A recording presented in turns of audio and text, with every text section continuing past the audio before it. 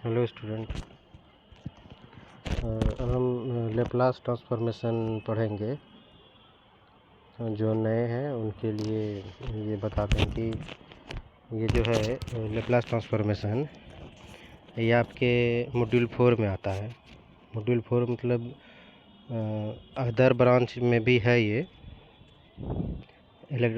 BTech में semester 2 में आपका जो इलेक्ट्रिकल के स्टूडेंट हैं और जो ईसी के स्टूडेंट हैं, ये दोनों के मॉड्यूल 4 के सिलेबस में ये लेप्लास ट्रांसफॉर्मेशन होगा। ठीक है, तो एक बार सिलेबस हम दिखा दे रहे हैं कि क्या क्या है। तो इसमें आपको सेमेस्टर 2 के मैथमेटिक्स को मैथमेटिक्स 2 बोला जाता है, और इसमें मॉड्यूल 1 में जो है, ठीक है, हाँ, तो इसमें ये बता दें कि मैथमेटिक्स 2 होगा, और इसमें आपको करना है linear algebra, transform calculus and numerical method. Module 1 में आपका मैट्रिक्स है जो कि लीनियर अलजेब्रा के अंतर्गत आता है। मॉड्यूल 2 में आपका न्यूमेरिकल मेथड है। इसमें क्या पढ़ना है? इसमें आपको पढ़ना है solution of polynomial and transcendental equation. ठीक है, न्यूमेरिकल मेथड के फर्स्ट पार्ट में। और दूसरे में जो कि मॉड्यूल 3 में है, इसमें आपको पढ़ना है, जिसको न्यूमेरिकल मेथड 2 कहेंगे, इसमें आपको पढ़ना है ऑर्डिनरी डिफरेंशियल इक्वेशन, मतलब कि ओडी को डिफरेंशियल इक्वेशन की मदद से ओडी को कैसे हम सॉल्व करते हैं न्यूमेरिकल मेथड में। ठीक है, तो ये सब कुछ है उसमें, वो जैसे पढ़ेंगे तो डिटेल उसका किया जाएगा। ठीक है, और मॉड्यूल 4 में है लेप्लास ट्रांसफॉर्मेशन। इसको सिलेबस में ट्रांसफॉर्म कैलकुलस लिखा गया है, इसमें लेप्लास और फोरियर दोनों आता है। ठीक है, तो हम अभी मॉड्यूल 4 स्टार्ट कर रहे हैं। मैट्रिक्स हो चुका है, और लास्ट में मॉड्यूल 2 और 3 करेंगे। ठीक है, तो चलते हैं लेप्लास ट्रांसफॉर्मेशन पे।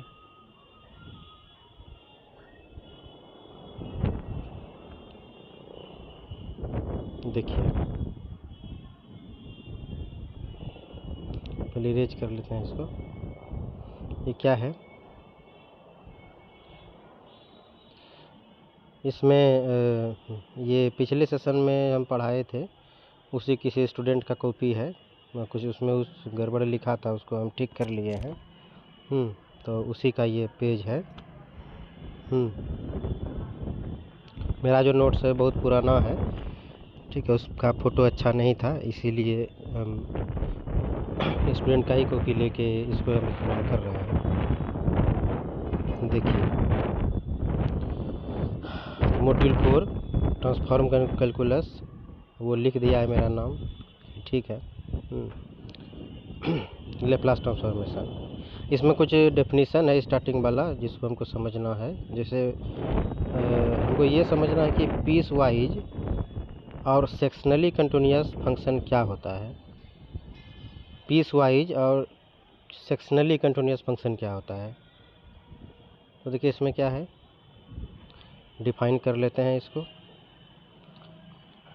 ए function F X is called sectionally continuous. अब देखिए, इसमें कुछ कुछ टर्म है जो बिल्कुल ही 11-12 में नहीं अच्छे से पढ़े होंगे, तो उसको तो हर एक स्टेप पे दिक्कत हो सकता है। हाँ, जैसे कि अब यहाँ एक एक टर्म को हम डिफाइन करते हैं। यहाँ देखिए, टर्म आया आपका फंक्शन कंटिन्यूअस। तो कंटिन्यूअस तो जान रहे हैं कि जो आप 12 क्लास में कंटिन्यूटी पढ़े थे, कोई फंक्शन कंटिन्यूअस कब होता है? जब उसका left handed limit, right handed limit और वैल्यू ऑफ फंक्शन जब बराबर हो जाता है तो उसको कंटिन्यूअस कहते हैं। कंटिन्यूअस मतलब लगातार। फंक्शन क्या है? फंक्शन तो आप जान ही रहे हैं कि फंक्शन क्या है, मैपिंग है। फंक्शन को मैपिंग ही बोलते हैं, जिसमें कि इसको हम लिखते कैसे हैं, अगर कोई सेट ए है, हाँ, कोई सेट बी है, तो किसी फंक्शन एफ को हम F such that A to B इस तरह लिखते हैं। इसमें इसको हम डोमेन कहते हैं, इसको हम को डोमेन कहते हैं, और बी के अंदर जो होता है वो रेंज होता है। ये सब चीज़ ठीक है, बेसिक है, आपको मेरे वीडियो में मिल जाएगा। ठीक है, उतना बेसिक में नहीं जाएंगे क्योंकि फिर आगे बढ़ नहीं पाएंगे। आप जाके वो सब वीडियो देख सकते हैं कि फंक्शन क्या होता है, लिमिट क्या है, कंटिन्यूटी क्या है। वो हम पहले ही कर चुके हैं, कुछ तो सेमेस्टर 1 में भी किए थे। हाँ, और 12th क्लास का वीडियो में भी आप जाके देख सकते हैं। तो आपको कुछ कुछ टर्म आएगा तो उसको डिफाइन कर लेना है या समझ लेना है। कंटिन्यूअस क्या होता है, फंक्शन क्या है, ये सब ठीक है।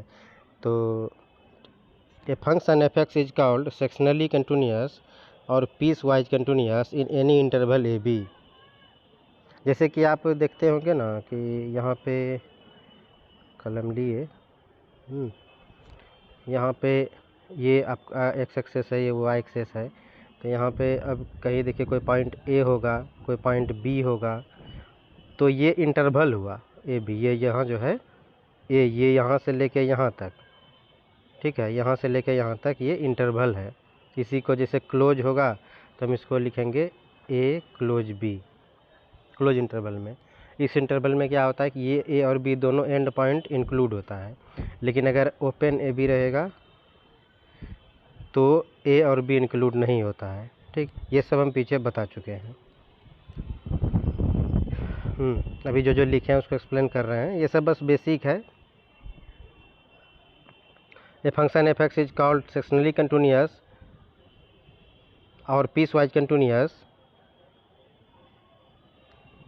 in any interval a b if it is continuous and has a finite left and right hand limit in every subinterval a1 b1 as shown in figure। यहाँ पे देखिए क्या दिया हुआ है, ये ग्राफ है। इसमें आपको दिख रहा होगा कि ये एक इस तरह का जो है, इस तरह का जो है एक बना हुआ है। ये किसी फंक्शन का ग्राफ है, ये टूटा नहीं है, कंटिन्यूअस है, ठीक है। ये टूटा नहीं है, ये कंटिन्यूअस है। कहाँ से कहाँ तक, यहाँ से इस ए पॉइंट से यहाँ तक। लेकिन यहाँ इस पॉइंट के बाद देखिए यहाँ पे फिर टूट गया है। तो हम क्या कहेंगे कि इस ए पॉइंट से इस पॉइंट तक ये कंटिन्यूअस तो है, लेकिन फिर आगे ये कंटिन्यूअस नहीं है, फिर यहाँ भी टूटा है। तो अब देखिए यहाँ पे जैसे कि इस पॉइंट इधर बात करें तो B1 से लेके B तक ये कंटिन्यूअस है, यानी इस सेक्शन में कंटिन्यूअस है ये, ठीक है। अगर कंप्लीट AB का बात करें तो देखिए टूट गया है इसमें ग्राफ। तो ये कंटिन्यूअस देखिए B1 से B तक फंक्शन कंटिन्यूअस है, फिर यहाँ कंटिन्यूअस है, फिर बीच में ब्रेक है। तो किसी सेक्शन में कंटिन्यूअस है, कंप्लीट A से B तक कंटिन्यूअस नहीं है। तो कुछ दूरी में कंटिन्यूअस है, कुछ किसी खास B1 से B इंटरवल में कंटिन्यूअस है, फिर दूसरे जगह नहीं है। ये देखिए यहाँ A से लेके इस पॉइंट तक, इसका कोई नाम नहीं दिए हैं, कुछ भी नाम दिया जा सकता है।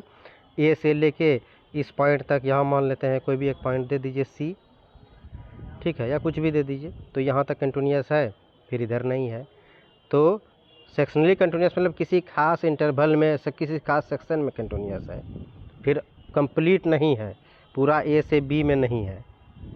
ए से बी के बीच में जो पॉइंट है उस बीच में कहीं कहीं कंटिन्यूअस है, कहीं नहीं है। तो ये हुआ ग्राफिकल व्यू। एक और टर्म आता है, ये सब टर्म बीच बीच में आ सकता है, इसीलिए इसको डिफाइन कर रहे हैं। अब आता है फंक्शन ऑफ एक्सपोनेंशियल ऑर्डर। ये क्या है, फंक्शन ऑफ एक्सपोनेंशियल ऑर्डर, ये हाईलाइटर लेना था हमको।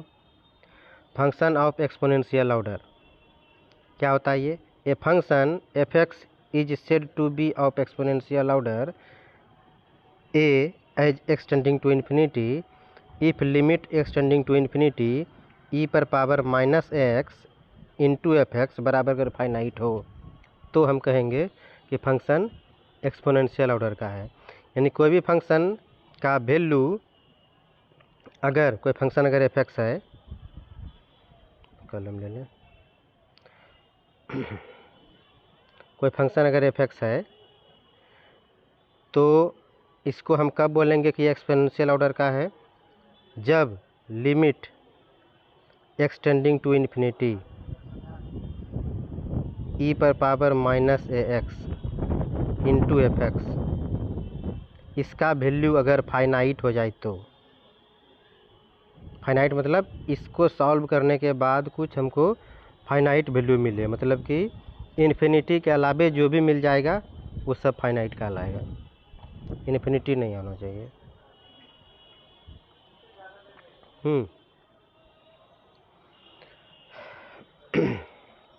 एग्जाम्पल क्या है इसका, यहाँ पे एग्जाम्पल एक है, सो दैट x पर power n is of exponential order as extending to infinity comma n being any positive integer.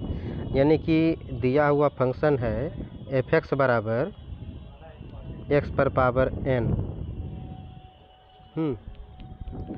Function दिया हुआ है f(x) बराबर x पर पावर n।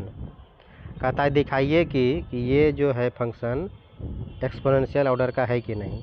तभी क्या है, ये जो यहाँ पे रूल लिखा हुआ है इस पे रख के देखेंगे, f(x) के जगह क्या रखेंगे, x पर पावर n रखेंगे, और सॉल्व करने के बाद अगर फाइनाइट आ गया तो बोलेंगे कि हाँ ये जो फंक्शन है वो एक्सपोनेंशियल ऑर्डर का होगा। ठीक है, चलते हैं इधर। तो मान लेंगे लेट, या यहाँ पे दिया हुआ है here f(x) equal to x पर पावर n। अब उधर क्या लिखा था कि limit extending to infinity e पर power minus x into f(x), तो f(x) की जगह तो x पर पावर n है, तो x पर पावर n तो हम रख दिए। ठीक है, तो अब इसको सॉल्व करेंगे, e पर पावर माइनस x है तो वो तो नीचे चला जाएगा, यानी x पर पावर n बटे e पर पावर ax हो गया, है ना। अगर a पर पावर -1 है इसको 1/a लिखते हैं ना। तो हमारे पास क्या हो गया, अब limit extending to infinity x पर पावर n बाय e पर पावर x। तो एल हॉस्पिटल रूल आप सेमेस्टर 1 में पढ़े होंगे। क्या होता है कि अगर कोई भी लिमिट या तो 0/0 या इन्फिनिटी के फॉर्म में अगर होगा तो हम उसमें एल हॉस्पिटल रूल लगा सकते हैं। ठीक है, तो यहाँ पर देखिए, जैसे x की जगह आप इन्फिनिटी रखिएगा तो ऊपर भी इन्फिनिटी हो जाएगा और नीचे भी इन्फिनिटी हो जाएगा, है ना। x पर पावर आप इन्फिनिटी रख दीजिए, उसके बाद फिर नीचे भी e पर पावर a इंटू इन्फिनिटी रख दीजिए, तो ऊपर में भी इन्फिनिटी, x पर पावर इन्फिनिटी लगा दें तो इन्फिनिटी हो जाएगा, और e जिसका मान 2.7 समथिंग होता है उस पर भी इन्फिनिटी, इसका मतलब वो भी इन्फिनिटी। यानी ये जो फॉर्म है ये आपका इन्फिनिटी बाय इन्फिनिटी फॉर्म में है। तो एल हॉस्पिटल रूल से हम इसको एक्सप्लेन करेंगे, डिफरेंशिएट करेंगे। ठीक है, तो इसको डिफरेंशिएट करते हैं। देखिए, जब आप x पर पावर n को डिफरेंशिएट करिएगा तो ये क्या होगा, n x पर पावर n-1, और नीचे जो है e पर पावर x उसको डिफरेंशिएट करिएगा तो e पर पावर x का तो e पर पावर x ही होगा, लेकिन चूंकि वहाँ पे ax है तो उसका a निकल जाएगा, है ना। क्योंकि e पर पावर ax को अब अगर डिफरेंशिएट करेंगे तो e पर पावर तो x ही होगा, लेकिन चूंकि यहाँ x नहीं a भी है इसीलिए हमको a से फिर गुना करना पड़ेगा, मतलब ये दो पार्ट में टूटता है। ठीक है, तो ये तो हो गया, ऊपर हो गया nx पर पावर n-1 और नीचे हो गया, अरे ये गड़बड़ लिख दिया, यहाँ पे a पर पावर नहीं e पर पावर x होगा, यहाँ पे e पर पावर x होगा इंटू a। ठीक, यहाँ पे e पर पावर x होगा, ध्यान दीजिएगा, इसमें गलत लिखा गया है। अगला बार अगर फिर इसको डिफरेंशिएट करेंगे, क्योंकि अभी भी ये इन्फिनिटी बाय इन्फिनिटी फॉर्म में है, क्योंकि जैसे x का जगह इन्फिनिटी रखेंगे तो ऊपर भी इन्फिनिटी और नीचे भी इन्फिनिटी हो जाएगा। तो एक बार और करेंगे तो n इंटू n-1 होगा, x पर पावर n-2, क्योंकि n-1 टू दी पावर -1 होगा, x पर पावर n-1 और -1 यानी n-2, और नीचे उसी तरह e पर पावर x का तो e पर पावर x ही रहेगा, a है तो a तो पहले से है, और एक a और आ जाएगा दो बार करेंगे तो। ठीक है, अभी भी ये इन्फिनिटी बाय इन्फिनिटी फॉर्म में है, एक बार और डिफरेंशिएट करेंगे तो होगा n into n-1 into n-2, है ना। एक और फिर x पर पावर n-3, इसी तरह से और नीचे क्या हो जाएगा, यानी कि जब हम इसको ये प्रोसेस को करते चले जाएंगे तो ऊपर में हमको n into n minus one into n minus two and so on to इस तरह का बात होगा। और नीचे क्या होगा, a को अगर n बार लिख दें, a into A and so on, तो ये a पर पावर n हो जाता है।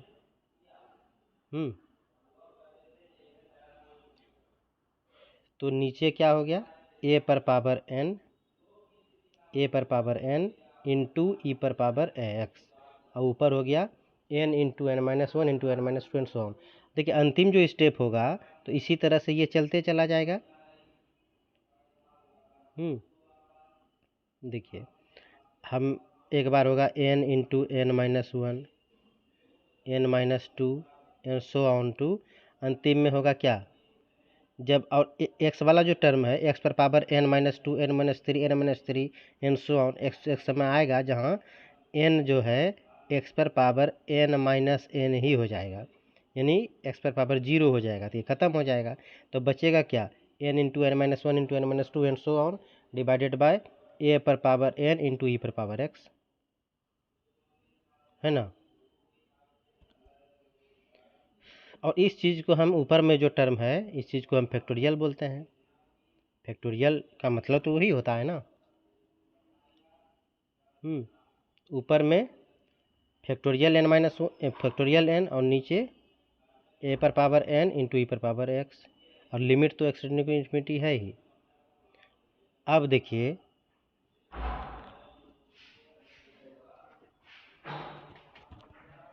यहाँ पे अब आप लिमिट रख दीजिए, ऊपर में फैक्टोरियल n है तो फैक्टोरियल n तो है ही, नीचे a पर पावर n है और e पर पावर जो x है, तो e पर पावर a इंटू एक्स के बदले इन्फिनिटी रख दीजिए, तो e पर पावर इन्फिनिटी हो गया। और e पर पावर इन्फिनिटी क्या होता है, ये इन्फिनिटी ही होता है। तो नीचे तो इन्फिनिटी हो गया, इन्फिनिटी से a पर पावर n को गुना करेंगे तो इन्फिनिटी ही हो जाएगा, यानी n फैक्टोरियल n बटे इन्फिनिटी मतलब वन बाई इन्फिनिटी जीरो, इसका मतलब जीरो। जीरो क्या है, फाइनाइट क्वांटिटी है। अब स्टार्टिंग में क्या लिखे थे कि अगर इसका वैल्यू फाइनाइट आ जाता है तब हम कहेंगे फंक्शन क्या है, एक्सपोनेंशियल ऑर्डर का है। इसका मतलब x पर पावर n जो है वो एक्सपोनेंशियल ऑर्डर का फंक्शन है। ठीक है, जो है प्रोसेस वो हम कर दिए। बाकी आप जो कहीं हल्का हल्का जो कैलकुलेशन है, अब इसका डिफ्रेंशिएशन ये कैसे हुआ, डिफ्रेंशिएशन वाला बात जो है इसका ये कैसे हुआ, इससे ये कैसे हुआ, तो वो आप जब डिफ्रेंशिएट करिएगा तो और क्लियर होगा कि हुआ तो डिफ्रेंशिएशन ही है, क्योंकि हर एक स्टेप इस पर इतना डिटेल में कॉपी पे नहीं लिखेंगे। समझने में दिक्कत है तो आप बोलिएगा तो अलग से फिर हम क्लास में वाइट बोर्ड ला के हम एक्सप्लेन कर देंगे। कहीं समझने में दिक्कत है तो ऐसे वीडियो 2-3 बार रिपीट करके देखिएगा तो संभवतः समझ में आ जाएगा, और फिर भी दिक्कत है तो कमेंट में लिखिएगा, हम फिर से इसको आगे जो एक्सप्लेन करेंगे उससे पहले इसको एक बार निकाल के हम डिटेल में कर देंगे। जिनको समझने में दिक्कत है वो कमेंट करिएगा या आप कॉल भी कर सकते हैं, ठीक है, हम अलग से उसको समझा देंगे। ठीक है, इसका मतलब हम एक चीज़ साबित किए कि x पर पावर जो n है ये एक्सपोनेंशियल ऑर्डर का फंक्शन है। अब आता है term function of class A. Function of class A ये क्या होता है, देखिए ये कहता है कि a function F T is said to be of class A. किसी फंक्शन एफ टी को हम क्लास ए का कहेंगे कब, if number one it is sectionally continuous, ये तब कहेंगे जब ये सेक्शनली कंटिन्यूअस हो ओवर एवरी फाइनाइट इंटरवल लिखता है, इंटरवल होगा यहाँ पे, in the range T greater equal to 0, यहाँ पे इंटीग्रल नहीं इंटरवल होगा। ठीक है, यहाँ पे ध्यान दीजिएगा, लड़का गलत लिख दिया है। Number two, F T is of exponential order at T tending to infinity. मतलब कि कोई भी फंक्शन क्लास ए का तब होगा जब वो सेक्शनली कंटिन्यूअस हो, ठीक, और दूसरा जब वो एक्सपोनेंशियल ऑर्डर का हो। इसीलिए हम आपको समझाए थे कि सेक्शनली कंटिन्यूअस क्या होता है और एक्सपोनेंशियल ऑर्डर क्या होता है। आप दोनों उधर समझे हैं तो क्लास ए का मतलब समझ जाइएगा। कोई भी फंक्शन क्लास ए का तब होगा जब वो सेक्शनली कंटिन्यूअस हो और जब वो एक्सपोनेंशियल ऑर्डर का हो। तो ये दो कंडीशन होगा तभी वो क्लास ए का फंक्शन होगा।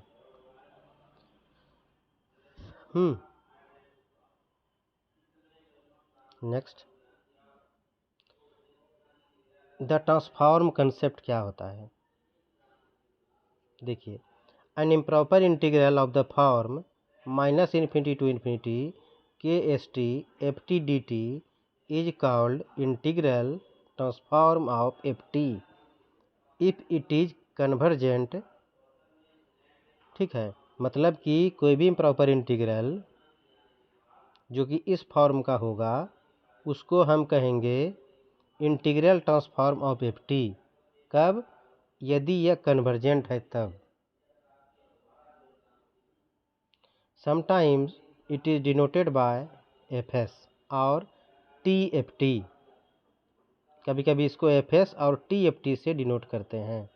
10 एफ एस बराबर T F T equal to minus infinity to infinity K S T F T D t.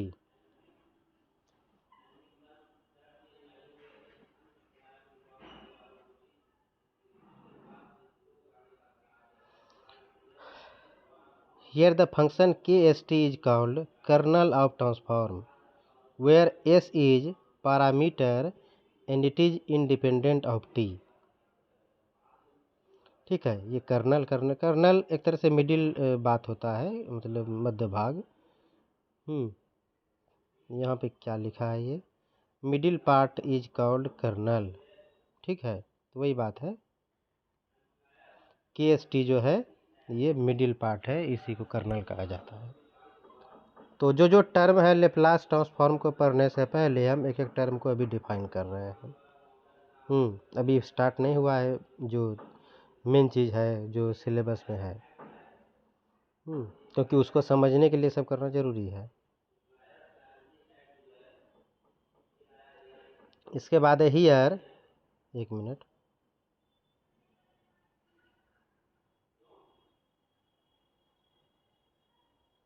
इसको मिटा लेते हैं।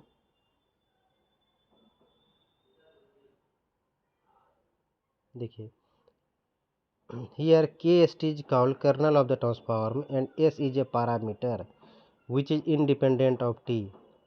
Here if we take kst equal to e per power minus st, if we take kst equal to e per power minus st, t greater than 0 and 0 t less than 0, when t less than 0, then equation 1 become fs बराबर T F T equal to 0 to infinity F T into ई पर power minus S T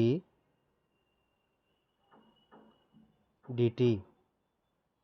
this transform is known as Laplace transform.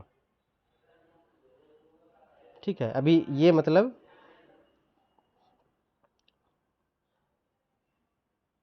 अभी Laplace को और clear करेंगे, अभी ये definition solid नहीं है।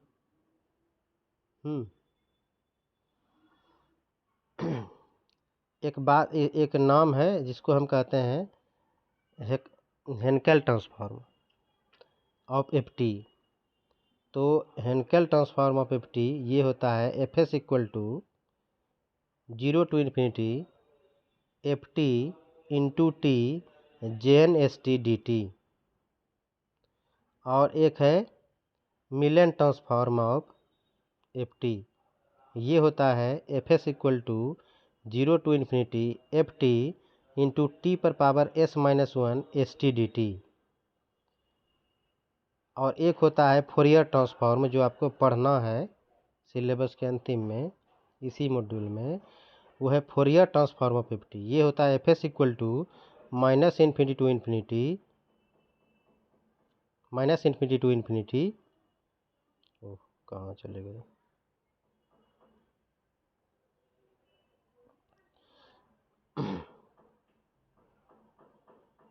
Minus infinity to infinity F t e पर power minus i s T D t. इसको और थोड़ा बड़ा कर लेते हैं, ठीक है। ये चीज़ जो है, तो ये जो टर्म है इसको हम कहते हैं फोरियर ट्रांसफॉर्म।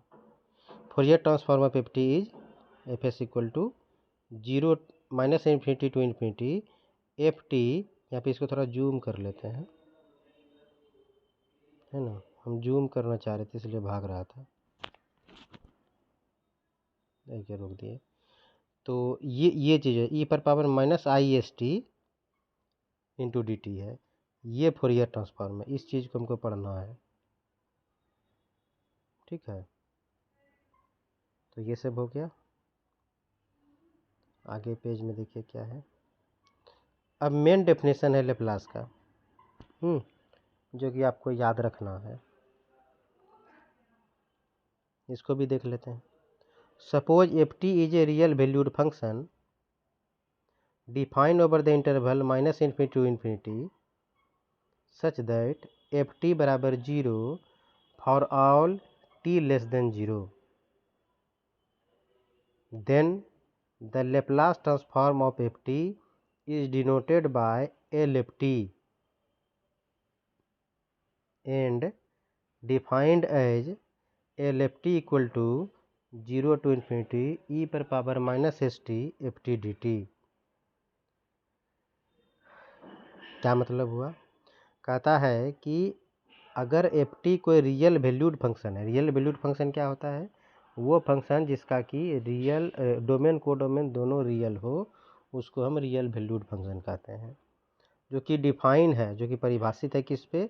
माइनस इन्फिनिटी और इन्फिनिटी के बीच में, यानी पूरे लिए रियल लाइन पे। सच दैट एफ टी बराबर जीरो सभी टी लेस देन जीरो के लिए, for all t less than zero, then the Laplace transform of F t, तब एफ टी का लेप्लास ट्रांसफॉर्म को हम डिनोट करेंगे एल एफ टी से, एल एफ टी से, और डिफाइन करेंगे L F T equal to zero to infinity ई पर power minus S T F T D t से।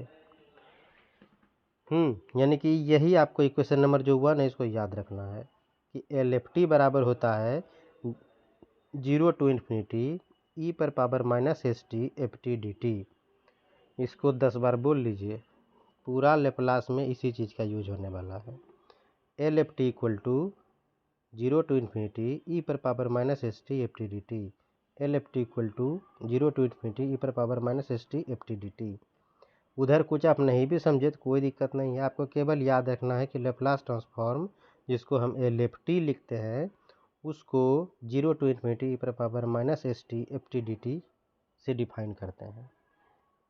ये जो घेरा हुआ है क्वेश्चन नंबर 1, बस इसको याद रखना है। सब इसी को करने के लिए इतना तामझाम हो रहा है, ठीक है। तो ये लेप्लास का डेफिनेशन है।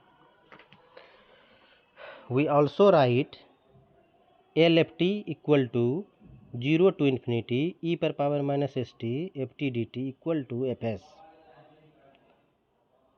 This implies f S equal to zero to infinity ई पर पावर, हाँ तो इसको एल एफ टी को तो हम ये लिखते ही हैं, इसको एफ एस भी लिखते हैं। This implies f S equal to zero to infinity ई पर power minus S T F T D t. तो देखिए यहाँ पे एस है तो इसके पावर में भी एस है, थोड़ा जूम कर लेते हैं, देखिए है ना।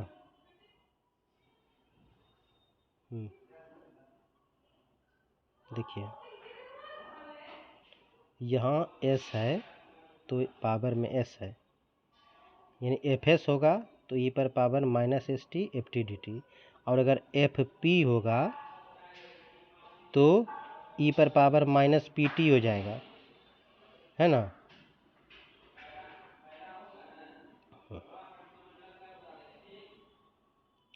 Here L is called Laplace transform. यहाँ पे एल को हम बोलेंगे लेप्लास ट्रांसफॉर्म ऑपरेटर। और एस क्या है, एक पैरामीटर है, मतलब एस या तो रियल नंबर होगा या कॉम्प्लेक्स नंबर होगा। Some time we use P for S, कभी कभी हम पी यूज करते, स्मॉल पी यूज करते हैं एस के लिए, पैरामीटर के एस के लिए। इसका मतलब हम एल एफ टी बराबर एफ पी भी लिखते हैं, और ये होगा 0 to इन्फिनिटी ई पर power minus P T F T D T. ठीक है, आपको बस केवल इक्वेशन नंबर 1 याद रखना है, और ये जो है इसको भी याद रखना है कि एल एफ टी को हम एफ पी भी लिखते हैं, या इसको भी याद रखिए। तो 1 2 3 इसको याद रखिए। लेप्लास का डेफिनेशन क्लियर है। आपको बस यही याद रखना कि लेप्लास ट्रांसफॉर्म को हम एल एफ टी लिखते हैं, और ये होता है 0 to इन्फिनिटी ई पर power minus S T F T D T.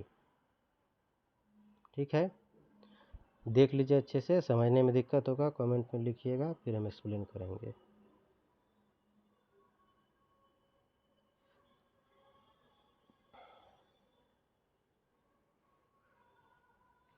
एक मिनट।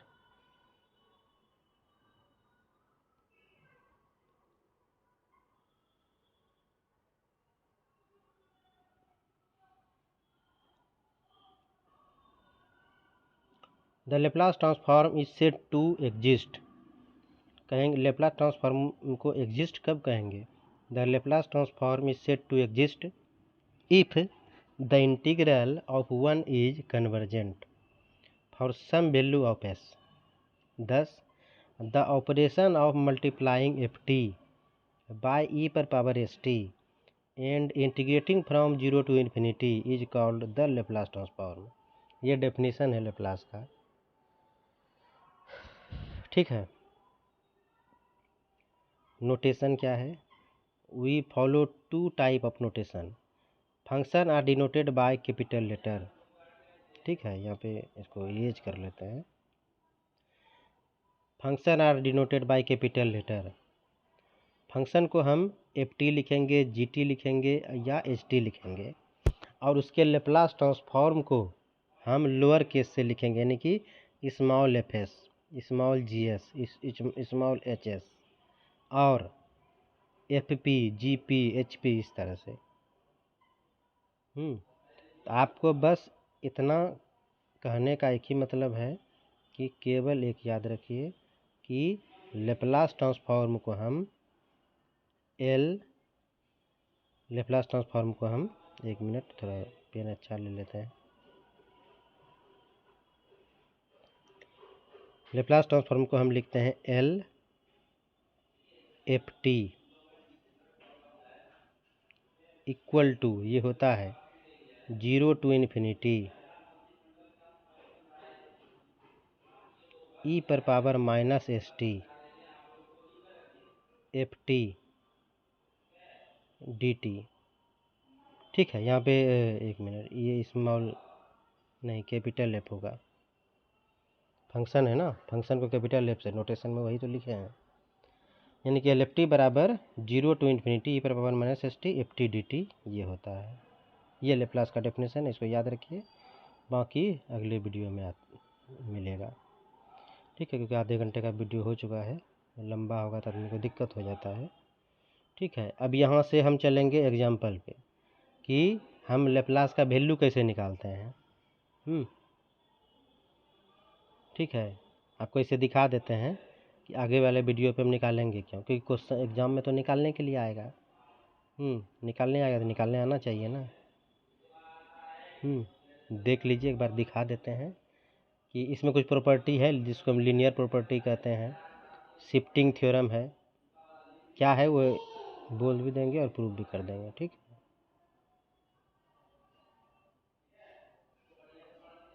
तो अकेला चाहिए था। ठीक है, तो देखिए लीनियर प्रॉपर्टी है, इसमें शिफ्टिंग थ्योरम फिर होगा, इसको एक्सप्लेन कर देंगे, और डिफाइन के साथ साथ प्रूफ भी है इसका। सेकेंड शिफ्टिंग थ्योरम भी है, फिर चेंज ऑफ स्केल प्रॉपर्टी भी है।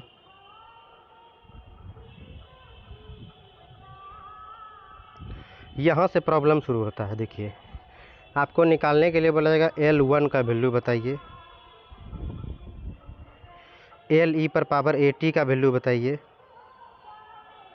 ये एग्ज़ाम में पूछ देता है, ठीक है। तो ये सब निकालने बताएंगे कि L1 कैसे निकालेंगे, L2 कैसे निकालेंगे, LE पर पावर AT कैसे निकालेंगे, L sin AT कैसे होगा, L cos AT कैसे निकलेगा, L sin हाइपरबोलिक AT कैसे निकलेगा, L cos हाइपरबोलिक AT कैसे निकलेगा। और इसी तरह का बहुत सा एग्जाम्पल है जो एग्ज़ाम में डायरेक्टली पूछा जाता है। उसको अगले वीडियो में करते हैं, ठीक है। Thank you.